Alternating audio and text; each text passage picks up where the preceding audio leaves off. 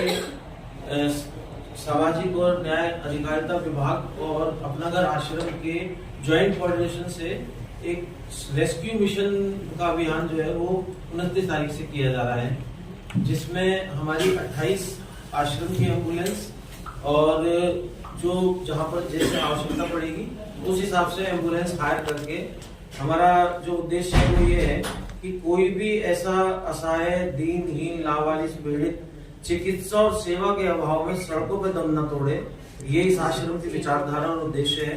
और इसी उद्देश्य से 29 तारीख से लेके 5 तारीख तक का एक ही रेस्क्यू अभियान चलाया गया है, जिसमें आप सब लोगों का सहयोग सबसे ज्यादा अपेक्षित है, क्योंकि आप ही लोगों के माध्यम से लोगों में जागरूकता पैदा होती है, आप ही लोगों के माध्यम से लोगों को पता चल पाता है कि इस प्रकार की संस्थाएं कार्य कर रही हैं, और आप ही लोगों के माध्यम से ऐसे लोग जो सड़कों पे अपना जीवन यापन करने के लिए मजबूर हैं, ऐसे लोगों को ऐसे आश्रम मिल जाएंगे।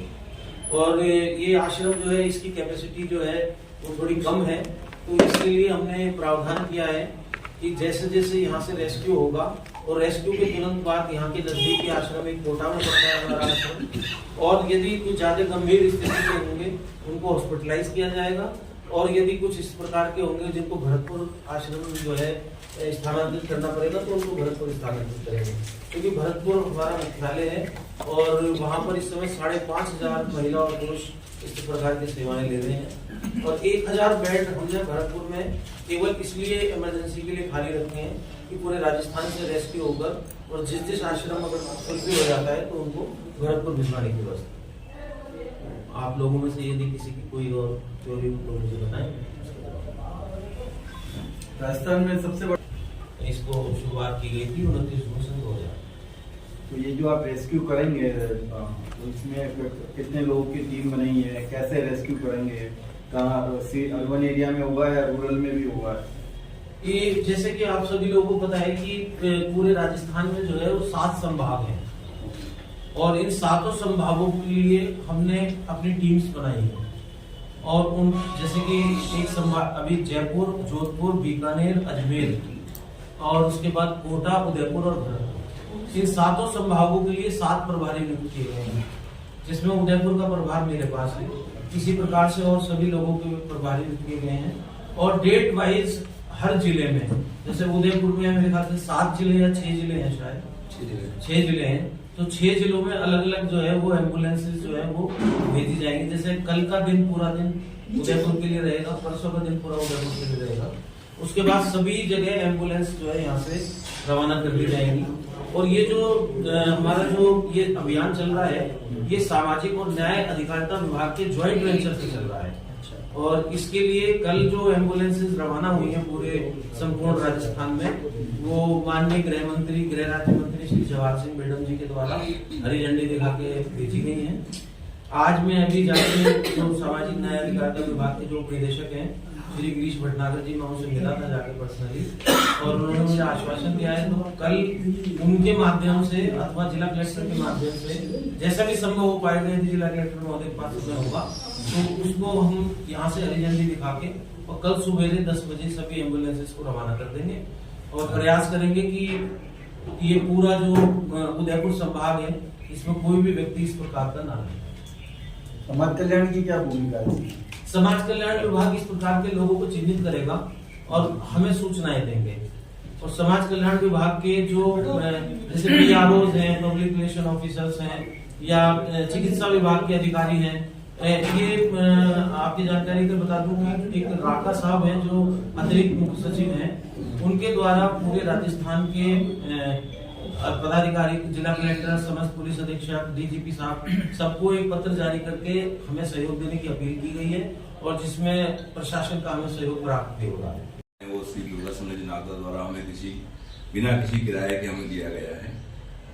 भगवान की सेवा में अभी 21 मार्च 2021 से 3 साल होने वाले हैं। इस दरमियान में 206 प्रभु जी का रेस्क्यू किया है, इस अभी तक के साथ में 206 लोगों को भर्ती किया है, उसमें से 47 लोगों का पुनर्वास हुआ है, जिनकी इलाज सेवा करने के बाद उनका वार्षिक, उन्होंने अपना घर का पता बताया, नाम का पता बताया, तो उसके मार्फत उसी डेस्क के ऊपर वीडियो कॉल के ऊपर नेट के माध्यम से उनका घर ढूंढ के, गांव ढूंढ के, और उनको हमने उनके परिवार को सूचित किया।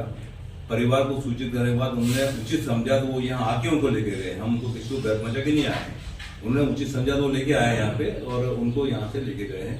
47 प्रभु जी को हमने पुनर्वास किया, उन्होंने बड़ी खुशी की बात है, उनको घर मिलाया है। किसी को 13 साल बाद, किसी को 12 साल बाद यहाँ से गए हैं, गोरखपुर से, वेस्ट बंगाल के, पता नहीं कहाँ से ट्रेन में बैठ के चले आते हैं, सड़क पड़े रहते हैं। तो जब एक बार आश्रम भर्ती हो जाए तो उनकी ठिकाना हो गया, वो कहीं नहीं घूमेंगे, बाकी तो सड़क पे आज यहाँ कर वहाँ परसों घूमते रहेंगे। आश्रम में आ गए, यहाँ आकर के हमारे सेवा साथी हैं जिनको हम मानदेय करते हैं। 4 सेवा साथी रखे हुए हैं जो उनकी काउंसलिंग भी करते हैं, सेवा भी करते हैं, अस्पताल भी करते हैं, रेस्क्यू भी करते हैं। और प्रेम, अच्छे लोग प्रेम से ठीक हो जाते हैं। ये तो इस आश्रम की आबोहवा कहें, यहाँ का वाइब ऐसी कहें कि यहाँ आकर के आदमी पता नहीं कितना एजिटेट होकर के आता है, गुस्से में आता है, कोई वो करता है, लेकिन जब यहाँ आते हैं उनका अभिषेक करते हैं। अभिषेक का मतलब उनके दाढ़ी बनाना, बाल काटना, निलाना धुलाना, अच्छी तरह से निला करके नई ड्रेस बना देते हैं, तो आधे तो वो वैसे ही ठीक हो जाते हैं। फिर उनका इलाज कराते हैं, बराबर उनकी सेवा करते हैं, बराबर खाना सुबह 6 बजे उठा के चाय पिलाते हैं, 8 बजे नाश्ता देते हैं, 12 बजे उनको खाना होता है, दिन में 3 बजे चाय नाश्ता होता है, शाम को 6 बजे उनका वापिस सायंकालीन खाना होता है, रात को 9-10 बजे के आसपास उनको चाय देना होती, दूध देना होता है, वो सब सेवाएं करते हैं। ईश्वर की ऐसी कृपा है कि ये आश्रम कभी किसी के पास दान लेने के लिए नहीं जाता है। कोई अच्छी धर्म काट के धर्म आश्रम में दान दीजिए कर दीजिए, कहीं कोई आश्रम में दान की लेने की कोई परंपरा नहीं है। सिर्फ यहाँ की एक परंपरा है, हमारे को आश्रम में जो आवश्यकता होती है, हम प्रभु जी के नाम पे एक चिट्ठी लिखते हैं।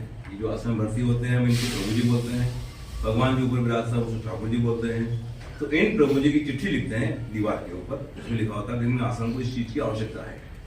तो वो ठाकुर जी वो चीज किसके मार्फत भेजते हैं? भारत जी प्रभु तो आ नहीं सकते, किसी न किसी प्राणी के मार्फत ही प्रभु जी उसको भाव पैदा करेंगे, उसको आश्रम भेजेंगे और हमारी पूर्ति कराएंगे। मेरा विश्वास 3 साल में ये मैंने महसूस किया है कि हमने जो आश्रम पे लिख दिया, सोमवार से अगला सोमवार नहीं आया हमको चीज में, और हमने कभी किसी से दान के लिए किसी को नहीं कहा। प्रभु जी अपना सेवा करते हैं, प्रभु जी आते हैं, आप लोग आते हैं, सेवा करते हैं और बड़े अच्छे से आश्रम चल रहा है, किसी चीज की कोई कमी नहीं है। जो सेवाएं, जो सुविधाएं मेरे घर पे नहीं है, प्रभु जी की सेवा यहाँ हो रही है। आप लोग से मिलके जन सेवा से यहाँ सेवा कर रहे हैं और ईश्वरी कृपा से कुछ बीमार भी हैं, वृद्ध भी आए हैं, 7 प्रभु जी ऐसे हैं जो भगवान को सिधार गए, उनका भी बिल्कुल उनके धर्म के रीति रिवाज से उनका क्रियाक्रम किया गया था। और आश्रम की सेवा में आपकी जन सहयोग और आपका जो सहयोग है अपेक्षा करते हैं। बाकी ईश्वरी कृपा है, आप लोग बता रहे हैं, उसके लिए बहुत धन्यवाद। फिर मिलेंगे आपसे। तो ये 900 जो कर्मचारी की जो तनख्वाह है, बाकी जो खर्चे हैं सब वो दीवार पे लिखने चाहिए। हमें प्रभु जी की सेवा में इतना तनख्वाह चाहिए। अब मैंने हमारे यहाँ की जो आप प्रभु जी की चिट्ठी लिखी हुई है उसमें यहाँ के आश्रम की चिट्ठी लिखी हुई है, यहाँ के लिखा हुआ हमारे 4 प्रभु जी की जो मानदेय है सेवा साथियों का 60,000 महीने का तो लिखा हुआ 60,000 महीने चाहिए। दूध का खर्चा हमको महीने का 10,000 का आता है, 10,000 लिखा हुआ। लाइट का बिल 12,000 आता है तो 12,000 चाहिए। आप जाते हो देखना हमारी चिट्ठी लिखी हुई प्रभु जी की, आटा दाल चावल। अभी तो हमने भूमि का लिखा हुआ, सबसे बड़ा हमें भूमि की आवश्यकता है। यूआईडी में अप्लाई किया हुआ हमने जमीन के लिए, आश्रम की 10,000 स्क्वायर फीट के लिए हमने अप्लाई किया, 2 साल हो गए हैं। हम बराबर फॉलो कर रहे हैं ताकि ईश्वर की जब मर्जी होगी तो भूमि मिल जाएगी। किसी प्रभु जी की चिट्ठी में कोई चीज लिखी है और वो यदि उसकी आपूर्ति नहीं होगी तो उसका मानस ये नहीं कि प्रभु जी की कमी है। हमारी सेवा में कहीं गलती हो जाएगी तो प्रभु जी ने सेवा पूरी नहीं की। बाकी हम मानते हैं कि हमें कोई सेवा में गलती है, हम कभी कर रहे हैं, कहीं हमारा व्यक्तिगत स्वार्थ कहीं उसमें इन्वॉल्व हो रहा है तो प्रभु जी सेवा नहीं करेंगे, प्रभु जी हमारी पूर्ति नहीं करेंगे। हम तो एक ही उद्देश्य है, हमने यदि निस्वार्थ भाव से सेवा करें तो हमारी कोई ऐसी आवश्यकता नहीं है जो प्रभु जी पूरी नहीं करते। मैं एक उदाहरण सभी को देता हूँ। एक प्रभु जी को आश्रम में हम लेके आए थे दुर्गापुर बस स्टैंड के 20 सेंटर में, मई महीने में भरी गर्मी में, उनके कान नहीं थे, उनके पास एक वो लकड़ी होती ना वो था उनका, लेकिन वो भी टूटा हुआ। तो प्रभु जी घिसट के चल रहे थे, उनका पूरा पिछवाड़ा पूरा छिल गया था। तो इस गर्मी में हमारे प्रभु जी लेके आए, हम लेके आए उनको, मैंने कहा प्रभु जी आगे इनको चलाएंगे कैसे, लाएंगे कैसे, व्हील चेयर नहीं है। आप विश्वास नहीं कर, 2 घंटे बाद व्हील चेयर, एक सेवा साथी ने मुझे फोन किया था, मुझे सेवा करनी है, मेरे को 51 रुपये मेरे पास है, क्या सेवा करूँ? मैंने कहा ये प्रभु जी आए, व्हील चेयर चाहिए, तो 1 घंटे बाद व्हील चेयर आगे। तो ऐसे प्रभु जी एक विश्वास है, प्रभु जी इसको हम कहते हैं ये बाद में आते हैं, इनके लिए सुविधाओं की व्यवस्था भगवान पहले करता है। क्या अब यहाँ से जोड़ने के बाद 2.5-3 साल होने वाले हैं, मेरा किसी मंदिर में विश्वास नहीं रहा। विश्वास का मतलब ये मंदिर है, प्रभु जी यहाँ विराजमान है, जितने लोग यहाँ रहते हैं सबके अंदर प्रभु जी विराजमान है, उनको आशीर्वाद में मिलता है, उनको आशीर्वाद मिलता है, हमें बड़ी खुशी होती है। हम तो ईश्वर को प्रभु जी की सेवा मानते हैं, बाकी ईश्वर जो कराए वो अच्छा है। थैंक यू, फिर मिलेंगे। ज़्यादा बैठे आप थोड़ा अपने लिए तो सभी जीते हैं, औरों के लिए जीना ही जिंदगानी है। संभाग स्तर पर जो प्रभु जी का रेस्क्यू किया जा रहा है, किस प्रकार से हम लोग चिन्हित करने वाले हैं, कैसे ये अभियान की शुरुआत होगी, थोड़ा सा संक्षेप में हमारे दर्शकों को बताएं। जैसा कि मैंने अभी पीछे आपको बताया था अभी कि हमारा उद्देश्य ये है कि कोई भी असहाय लावारिस ऐसा व्यक्ति जो सड़कों पे नारकीय जीवन जीने के लिए मजबूर है, वो चिकित्सा और सेवा के अभाव में दम न तोड़ें। इसी उद्देश्य को ध्यान में रखते हुए अपना घर आश्रम भरतपुर और सामाजिक न्याय एवं अधिकारिता विभाग के संयुक्त तत्वाधान में इस रेस्क्यू मिशन का शुभारंभ 29 तारीख को किया जा रहा है, जिसमें संभाग स्तर पर लगभग 28 एम्बुलेंस हमारी पूरे राजस्थान में रहेंगी और जहां पर आवश्यकता होगी वहां पर एम्बुलेंस हायर करके हम इस प्रकार के प्रभु जी को रेस्क्यू करेंगे और रेस्क्यू करने के बाद में संबंधित नज़दीकी आश्रमों में उनको पहुंचाने की व्यवस्था करेंगे। और यदि कोई गंभीर बीमारी से ग्रस्त प्रभु जी हैं तो उनको हॉस्पिटल में भर्ती कराकर उनकी सेवा और उपचार कराने की व्यवस्था करेंगे। कहते हैं कि कई लाख योनियों के बाद मनुष्य जन्म मिलता है। जीव जंतु अपने समाज के लिए कुछ नहीं कर पाता, कि एक मानव दूसरे के लिए और मानव पूरे कल्याण और पूरे समाज के लिए बहुत कुछ करता है। ये कौन है प्रभु जी? देखिए, हर ईश्वर ने हर मनुष्य के शरीर में एक अंश बनाया है जिसमें मानवता जिंदा रहती है, और उसी मानवता को और उसी चीज़ को चरितार्थ करते हुए डॉक्टर BM भारद्वाज और उनकी धर्मपत्नी डॉक्टर माधुरी भारद्वाज ने अपने जीवन में ये संकल्प लिया कि अपना जीवन सेवा के लिए ही समर्पित करेंगे। और उसी सेवा से प्रभावित होकर पूरे भारतवर्ष में लाखों लोग इस सेवा के साथ जुड़े हुए हैं, जो अपना घर आश्रम की सेवाओं के प्रत्यक्ष और अप्रत्यक्ष रूप से सेवाओं में जुड़े हुए हैं। और प्रभु जी, हर ईश्वर के अंदर प्रभु विराजमान है, और ईश्वर कब आपकी परीक्षा लेने के लिए किसी रूप में आ जाए उसके लिए नहीं कहा जा सकता। तो इसी विचारधारा को चरितार्थ करते हुए इन अपना घर आश्रमों की स्थापना की गई, और इन अपना घर आश्रमों की स्थापना के बाद में शायद मुझे लगता है कि एक ऐसी जगह ऐसे लोगों को मिली है जहाँ पर उनको प्रेम, अपनत्व, स्नेह, सारी चीज़ें वहाँ पर आसानी से मिल जाती हैं। यहाँ पर इस प्रकार की व्यवस्था होती है, उम्र में बड़ा है तो चाचा हो गया, पिता हो गया, दादा हो गया, छोटा है तो भाई हो गया, महिला छोटी है तो बहन हो गई, छोटे बच्चे हैं तो वो भतीजे हो गए। इस प्रकार एक ऐसा परिवार बन जाता है जिस परिवार में प्रेम और स्नेह का समावेश रहता है। क्या कहना चाहेंगे जो परिवार अपने प्रभु जी को नहीं रख पा रहे हैं, जो असमर्थ है, परेशान हो गए हैं? कहीं न कहीं जो पत्रकारों ने पूछा था कि उनके ऊपर कार्रवाई होनी चाहिए, तो वो आपको क्या लगता है वो तंग हो गए? परिवार कभी कभी प्रभु जी से तंग हो जाता है। निश्चित रूप से आपकी बात सत्य है। कई बार ऐसी परिस्थितियां पैदा हो जाती हैं कि एक व्यक्ति के क्रियाकलाप से वो परिवार परेशान भी हो जाता है, क्योंकि आजीविका भी कमानी होती है परिवार को। पिता है, उसको आजीविका कमाने के लिए घर से बाहर जाना पड़ता है, माता है, उसको अन्य बच्चों के लिए। लेकिन मेरा ऐसे सभी लोगों को एक ही संदेश है कि यदि अपना घर आश्रम ऐसे लोगों को संरक्षित कर सकता है, ऐसे लोगों की देखभाल कर सकता है, तो परिवार में भी देखभाल की जा सकती है। ऐसा नहीं है कि एक परिवार देखभाल नहीं कर सकता, लेकिन उसमें एक भावना मन में पैदा हो जानी चाहिए कि ये मेरा पति है, ये मेरा भाई है, ये मेरा पिता है, ये मेरी बहन है, और मुझे किसी भी तरीके से इनकी सेवा करनी है।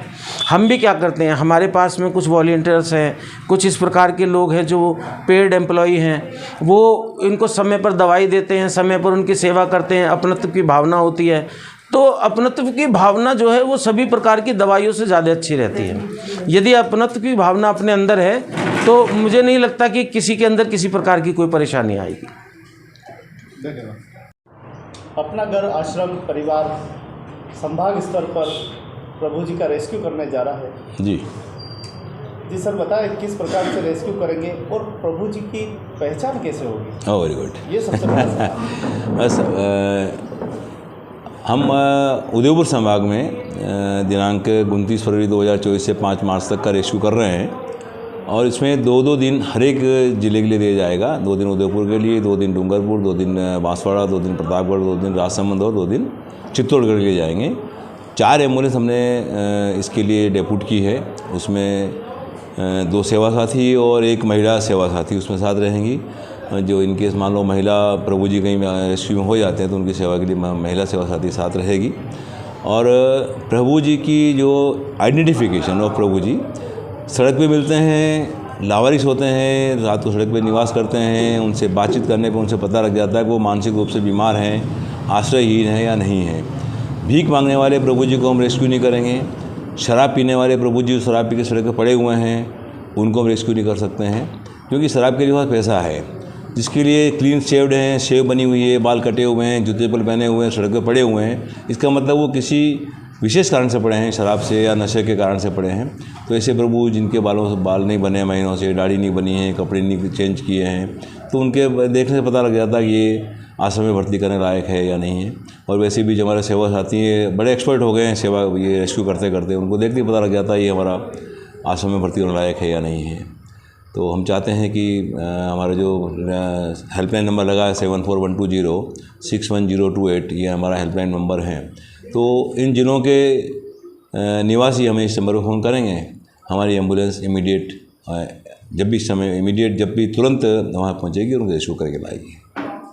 अभी पत्रवार्ता में एक सवाल आया था कि परिवार के ऊपर कार्रवाई, आपका एक लंबा अनुभव रहा है, क्योंकि परिवार अक्सर प्रभु जी से तंगाया जाता है। वो इतने परेशान ढूंढ ढूंढ के उनकी जो इंद्रियां है कहीं कोई, और आपको बात कई बार ये आई होगी कि हमने साहब बहुत ढूंढा, हमने दिल्ली ढूंढा, मुंबई ढूंढा, कलकत्ता ढूंढा, और ढूंढ के उनका लाखों रुपया जो है वो ढूंढने में चला जाता है। उनके परिवार वाले हमारे प्रभु जी को ढूंढते हैं। तो इस बारे में एक मिसिंग हेल्पलाइन हमारी भरतपुर आश्रम से सेंट्रलाइज एक मिसिंग हेल्पलाइन शुरू हुई है, जिसके अंदर हमारे आश्रम में जितने प्रभु जी भर्ती हैं उनकी सब इन्फॉर्मेशन उसके अंदर है।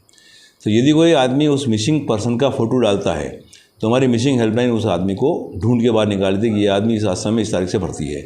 तो इस तरह से हम डायरेक्ट सहयोग कर सकते हैं पुलिस वालों को।